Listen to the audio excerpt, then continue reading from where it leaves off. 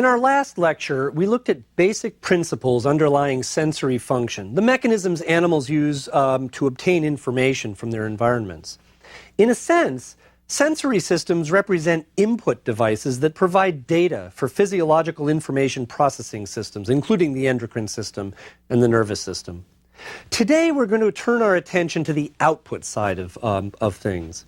Now that we've looked at sensory receptors, we'll turn to considering the effectors that animals use to respond adaptively to this information.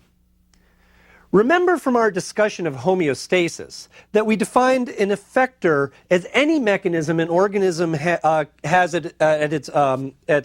available to change its physiological state in response to information it receives and processes.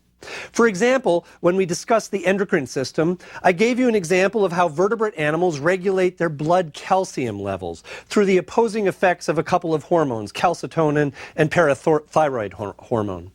In this case, bone cells served as one kind of effector through their ability to change the amount of calcium that they store or release into the bloodstream. The intestine and the kidney were other effectors in this example, which, because of their ability to modify the amount of calcium that's taken in from food or that's excreted, again in response to hormonal signals. Obviously, the ability of an organism to change any number of similar physiological parameters is essential for it to be able to homeostatically regulate its internal environment. But one very, very effective way for an animal to improve its circumstances overall is simply to be able to move.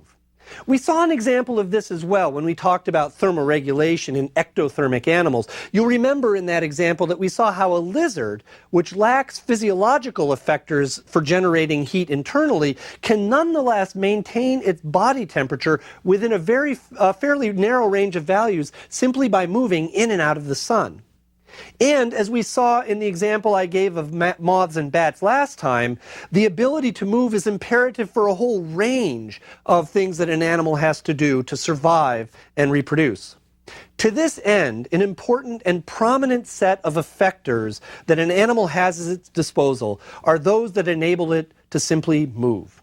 These effectors are obviously what we call muscles.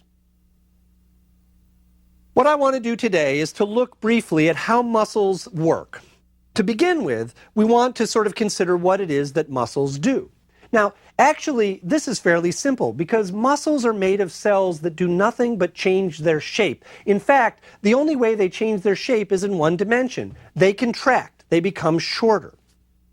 In vertebrate animals, such as you and me, there are actually a variety of different kinds of muscles. For example, we have something we call smooth muscle, which is the kind of muscle that provides contractive forces for our internal organs. We have cardiac muscle, which is a special kind of muscle that, as the name suggests, our hearts are made out of. And we also have what are called striated or skeletal muscles, which are the muscles we use to move, the muscles in our limbs, our trunk, our neck, and so forth.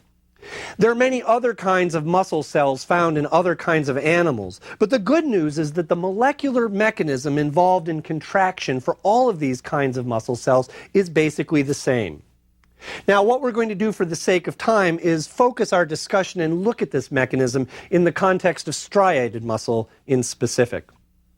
Now, striated muscle gains its name from the fact that it has a very distinctly banded pattern or striated pattern when you look at it under the microscope. And we're going to return to this point and look at the reason for this in a minute.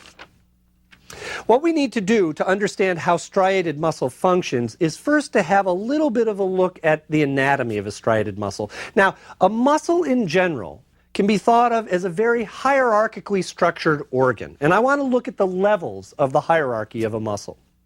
If we dissect a muscle, say if you take a muscle in your arm and you cut through it crosswise, you do a cross section of it, you'd see that the muscle itself is made of a whole bundle of what are called muscle fibers. Now, these muscle fibers are actually cells. Those are the basic cellular unit of muscles, and they're very elongated cells. A single muscle fiber will run from one end or to the other of the entire muscle. These are actually multinucleated cells because developmentally muscle fibers are created from the fusion of a whole series of cells along the length of the muscle. Now, let's take one of these muscle fibers and cut through it crosswise. So now we're cutting through a single cell. If we looked at the cross-section of a single muscle fiber, we'd see that it is in turn made up also of a bundle of units, which we call myofibrils. Now, of course, at this point, you'd actually need a pretty good microscope to be able to see these structures. But in each muscle cell, in each muscle fiber, there are a series of what we call myofibrils, again, running along the length. Now what I want to do is to consider what it would look like if we dissected out one single myofibril, this subcellular structure, and instead of looking at it in cross-section, first let's take a look at it from the side. So imagine we've taken one of these subcellular threads, if you will, out of one muscle fiber, and we're now looking at it under a good microscope from the side. What you would see if you did this was the banded pattern, the striated pattern for which these muscles gain their name. Along the length of the myofibril, you would see a repeating series of light and dark bands, with a very narrow dark line separating each repeating set of bands. So what I want to do now is just give you some names to attach to these structures, because these names will help us sort things out as we go along. The repeating unit, this repeating unit that we see along the length of this subcellular myofibril, is called a sarcomere. The ends of the sarcomere are defined by these very dark, narrow bands, and we're going to call those the Z lines. Now, I didn't make these names up. These are the names that biologists use to describe these, but we want to keep them straight just so that we have something as a point of reference. The sarcomere, which is defined by these Z lines, is the basic functional unit of muscles. So what we want to do is to focus in on how a sarcomere works. Actually, the word sarco is from the Greek root for flesh, and mere is a root for meaning basically part. So sarcomere basically means flesh part. It's the functional unit of how cells work. Okay, now let's get back to looking at the hierarchical organization of muscle function by considering what it would look like if we now cut a cross-section through a single myofibril. Now, these are the subcellular units that are running along the muscle cells, or what we call muscle fibers, okay? Now, we're going to cut through a myofibril. Now, you can imagine, given that the myofibril has a banded pattern along its length, that where we cut might determine exactly what we see. But on average, if we cut through a myofibril, we'd see, and we need a really good microscope at this point, we'd see within the myofibril there's again a bundle of elements that we call myofilaments. Now, we've got a hierarchy here. We've got our myofiber, we've got our myofibril within that, and within the myofibril we now have myofilaments. These myofilaments actually are the smallest unit we need to consider. The myofilaments are themselves actually chains of molecules. In fact, these structures are long chains of proteins, little proteins that are all strung together. There are two kinds of myofilaments. There are the so-called thin filaments. And these are chains of a small globular protein called actin. You can imagine each thin filament as looking something like two chains of beads that are sort of twisted together to make a long composite string, with each bead being an actin molecule. The other kind of myofilament is called the thick filament. And these also are made of chains of proteins, but in this case it's a protein called myosin. Now, individual myosin molecules have a more complex structure than actin molecules. This is a point we're going to come back to in a second. But you can still imagine a thick filament as being made up of a chain of myosin molecules that are all woven together. All right, so now what we've done is we've taken the muscle apart all the way down to the molecular level, and we've seen that this functional unit, the sarcomere, has within it a couple of basically strands of chains of proteins. I shouldn't say a couple. There are actually hundreds of thousands of them that are all running lengthwise in that sarcomere. Now let's go back to thinking about what the banding pattern that we saw when we looked at one of these individual sarcomeres from the side comes from. What we see is a pattern of light and dark regions along the length of a single sarcomere. Those light and dark regions correspond to where the thin and thick filaments occur. Specifically, at the ends of the sarcomere, there's a light region. Actually, a light region really on either side of the Z line, but if you just consider one sarcomere, on the insides of the Z line that define the end of that sarcomere, there's a light region. This light region is a place where only thin filaments occur. Only the actin thin filaments. It's light because these thin filaments are, as the name suggests, thin. They're smaller molecules. These light regions we're going to give a name to as well, because we'll need that in a second. We're going to call those I bands. Now, in the middle of each sarcomere is a much darker region, a broad darker region that we call the A band. The A band is defined where the myosin thick filaments occur. So we're looking at the side of a sarcomere, there's a dark band in the middle, and this is where the thick filaments are occurring, and there's a light band on either end, and this is where the thin filaments are occurring. It turns out that the thin filaments actually extend into the A band partly as well, and the reason the A band is dark is not only because there are the thick filaments in there, but also thin filaments are extending into that region as well.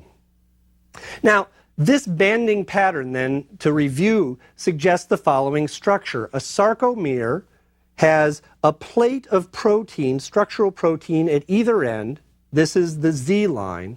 Extending in from that plate of protein are a whole series of these molecular chains, the actin chains, that are called the thin filaments. In the middle of the sarcomere, just sort of sitting there in the middle, are a series of thick filaments that are made of myosin. Now, this is a lot of microanatomy to keep track of. Why are we bothering with all this? The reason is that the overlapping pattern of thin and thick filaments, which we see in terms of these banding patterns under a microscope, actually provided the key to how the sarcomere works on a molecular level. And that's what I want to tell you about now.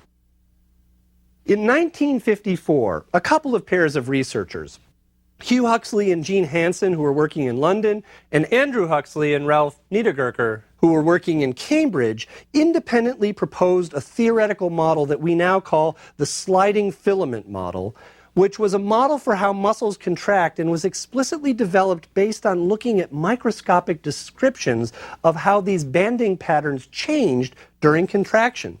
Now, it turns out, just as an aside, that Hugh Huxley and Andrew Huxley, in spite of their last name, were unrelated. Andrew Huxley, in fact, was a very well-established scientist at the time who had previously been one of the two people to work out how action potentials work on a cellular level. Now, both these sets of researchers noticed the following. They noticed that when a muscle contracts, the distance between the Z lines, that is, the length of the sarcomere, shortens. This makes sense, because if the sarcomere is the functional unit of contraction, then somehow that sarcomere has to become shorter overall. What they also saw was that the length of the I bands also shortens. But remember, the length of the I bands are the light regions on the end of each sarcomere. But the length of the A band, that is the dark band in the middle, didn't change at all. Now, how did they propose to account for these changes in appearance?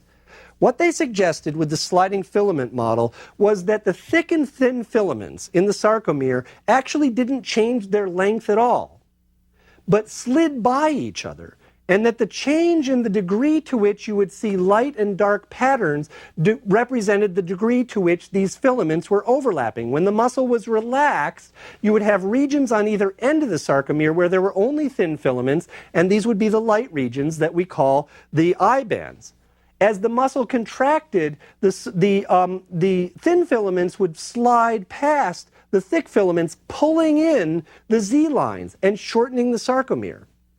As a result, you would see a disappearance of the light region on either end of the sarcomere because there was a decreasing area of no overlap, or I should say an increasing region of complete overlap of the thin and thick filaments. You would see that the A band now basically occupied the entire length of the sarcomere because the regions at the end where the thin filaments had originally been alone disappeared as they slid the two Z bands in towards the center.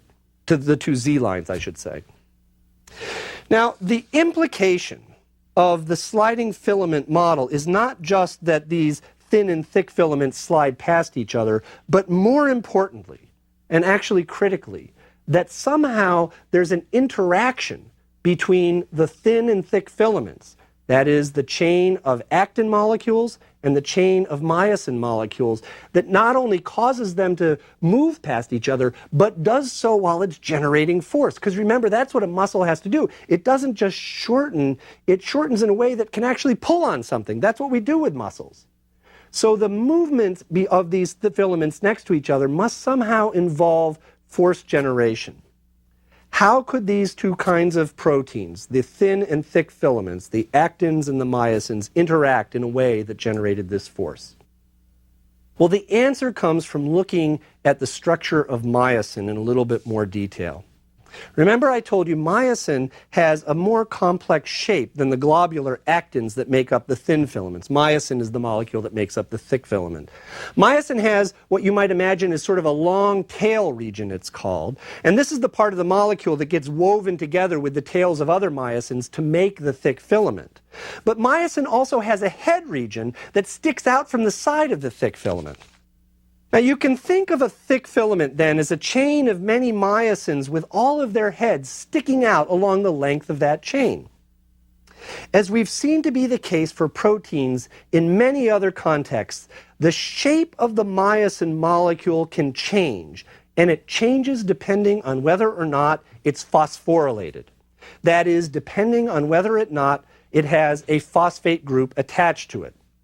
Specifically, when a myosin is phosphorylated, its head region essentially bends forward, and when it's unphosphorylated, the head region bends backward. Now, to picture this, think of your arm as a myosin molecule. And your forearm and hand would be the myosin head region, with your upper arm being the myosin tail. So you might imagine your arm as being one myosin molecule, and if you had a bunch of other upper arms woven together along some chain with other people, then you might imagine that as a thick filament. But your hand is reaching out, and that's the head of the myosin molecule. When the myosin molecule is phosphorylated, or what we would refer to as in its high energy state, your arm reaches out with your palm upward. When it's unphosphorylated in its low energy state, it bends at the elbow and pulls back. It's a cyclic change in the configuration of the myosin head, bending forward and bending backward as it becomes phosphorylated or unphosphorylated, that is the molecular basis for contraction. Now, we've talked about protein phosphorylation earlier in our discussion of how protein kinases work in the context of intracellular signaling. But I want to add one more detail here, and that is that in many cellular processes, phosphate groups are donated by a molecule called ATP, which stands for adenosine triphosphate. We're going to learn a lot more about ATP later in the course when we talk about energy in detail. For now, you just need to know that it's a common currency that's used to store and transfer energy in cellular functions through its ability to donate phosphate groups. Another point is that in many cellular processes, ATP often donates its phosphate group to another molecule in a two-step process. First, ATP binds as a whole to this other molecule, and then once ATP is bound, then a phosphate group cleaves off the ATP, attaches to that molecule, and phosphorylates it. The ATP at that point we would refer to as ADP, adenosine diphosphate, because it's lost one phosphate. Now, the only important thing to keep in mind now is that the ATP needs to bind to the myosin, and then once it's bound, it donates a phosphate group. Myosin can only bind this ATP when it's in its low energy configuration. In other words, when it's bent back, if we're thinking about our arm. This is the configuration that allows it to bind a molecule of ATP. Once ATP has bound, ATP phosphorylates the myosin head and it bends forward. Now, the interesting thing here is that when myosin has its head in the forward position, in its high energy position, it can also bind to a special site on actin molecules. So imagine your arm reaching out, and once it's reaching out, it can reach up and grab an actin molecule or a binding site on an actin molecule on a thin filament nearby. The binding of the actin molecule to this myosin itself triggers a configurational change in the myosin head, causing it to lose its phosphorylation. It loses its phosphate and the ADP. They drop off. Well, when it's no longer phosphorylated, the myosin head returns to its low energy configuration. It bends back. But it's still got hold of the actin thin filament. And so, because it's reached out, bound to an actin on a thin filament, lost its phosphate, returns to its other configuration, it literally pulls that actin along and actually ratchets that thin filament just a few nanometers, like 5 or 10 nanometers, but enough to actually move the filaments past each other under force. Now, this is actually a cyclic process because what happens is if we're thinking again of just one myosin attached to just one actin, we've now got a myosin head that's reached out in its high energy form, grabbed an actin, loses its phosphate, bends back in its low energy form. Now that it's in its low energy form, it can bind another molecule of ATP.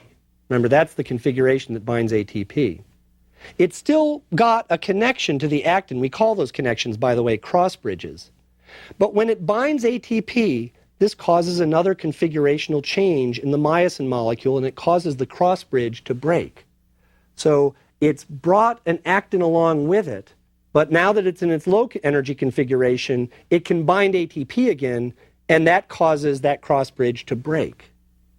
Well, now that it's got ATP bound, it's no longer connected to an actin, the ATP phosphorylates the myosin head, it reaches out, it can grab another myosin, it loses its phosphorylation, it pulls back, it's pulling the myosin along with it. Grabs another actin on the thin filament, it pulls the actin along with it, it then binds another molecule of ATP, it drops off, and so on and so forth, with this myosin head essentially reaching out, grabbing a binding site on a thin filament actin molecule and pulling it back repeatedly in a cyclic fashion. And this is the molecular basis of how these thin and thick filaments slide past each other. There's an interesting consequence of this mechanism of contraction on the molecular level. Remember, I told you that the myosin head, when it's bent back in its low energy configuration, can bind ATP, and when it does, it'll let go of the thin filament actin that it happens to be attached to. If there's no ATP present, then it won't let go. It holds on. Now, an interesting concept, usually there's plenty of ATP in muscle cells. So usually it will always find another ATP and it will let go and the process repeats. But if an organism dies, it runs out of ATP. And what happens is that myosin heads reach up, grab actins, return to their low energy configurations, and they can't let go. The muscle becomes stiff. This is the condition that on the whole body level we refer to as rigor mortis. You've basically run out of ATP, and that makes these cross bridges not able to break. Well, this molecular interaction is really remarkable because it's an exquisite example of how shape changes of proteins create a very, very important function. This myosin head is changing its shape in response to a number of different binding events. First, the phosphorylation, then binding an actin site, then losing the phosphorylation, returning to its low energy configuration, binding an ATP, letting go of the cross bridge, and so forth. It's a series of changes of shape that are responsible for this movement of filaments, which is the fundamental way that animals have available to create movement.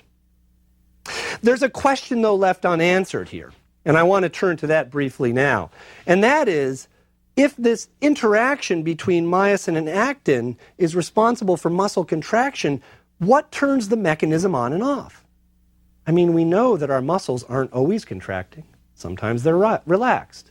So we should be able to contract or not contract muscles. What is it that controls the interaction between myosin and actin and in that way turns on or off muscle contraction? Well, to understand this, we need to spend just a little bit of time talking about the electrical properties of muscle cells. And this won't take much time because basically, to a first approximation, muscle cells work a lot like neurons work. They have voltage-gated channels, sodium and potassium channels, just as neurons do, and as a consequence of that, muscle cells can fire something that's not too different from an action potential. Now, we know just from anatomy that muscle cells will fire when the neurons attached to them are sending them signals. The attachment between a neuron and a muscle is something we call a neuromuscular junction, and it's actually a kind of chemical synapse. So a neuron can talk to a muscle cell and tell it to turn on and off by firing that neuromuscular junction, and in so doing causing a depolarization in the muscle cell that's similar to the kind of depolarization we might see in an action potential. It's actually different from an action potential in many ways, but it's nonetheless a very rapid and extreme depolarization that then returns back down to a resting level after just a few milliseconds. The question then becomes, how is it that this depolarization that we know happens in muscle cells controls the interaction between actin and myosin? And the answer to this question has to do with yet another set of proteins. These are proteins called tropomyosin, and actually a complex of proteins that we can simply lump together and refer to as the troponin complex.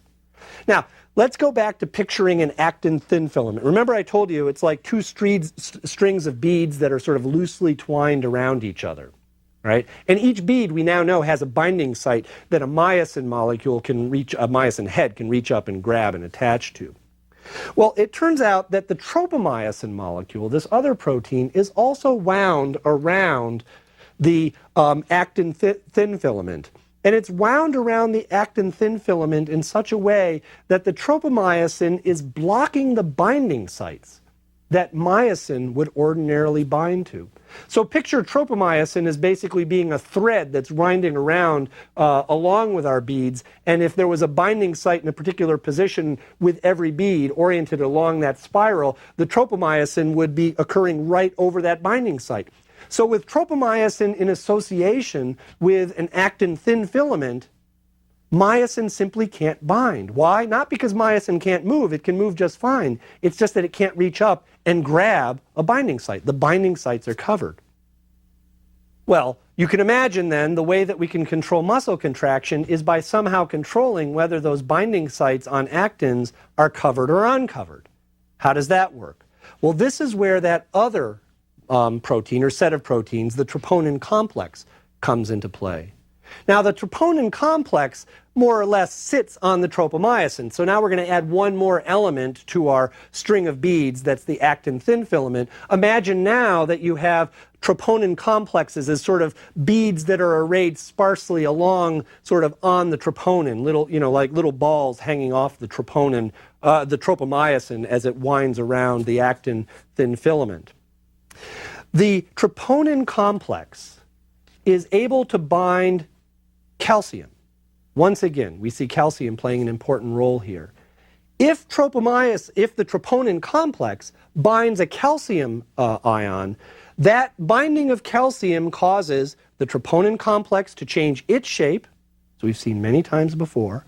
The troponin complex changing its shape causes the tropomyosin to change its shape, which reveals the binding sites on actin. So the way that these binding sites on the actin become revealed is through the presence of calcium causing configurational changes in the troponin complex, which causes configurational changes in the tropomyosin.